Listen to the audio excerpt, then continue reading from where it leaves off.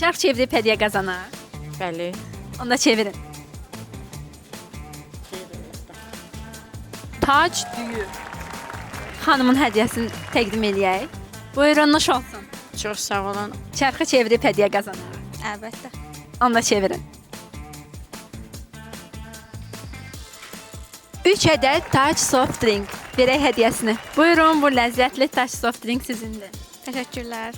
Çarxı fırlayıb hədiyyə qazanın. Fırlayın getsin. Bir dənə də.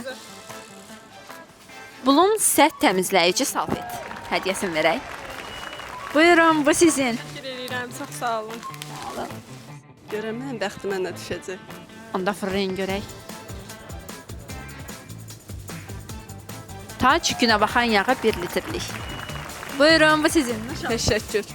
Sizə çarxda hansı hədiyyəni düşməni istəyərdiniz? Diktan kərə yağı. Fırladın görək, nə düşəcək? Tacın düyüsü. Buyurun, nuş olsun. Çox sağ olun, var olun. Sizə nə düşməni istəyərdiniz? Nə düşsə xoşdur. Onu da çevirin çarxı.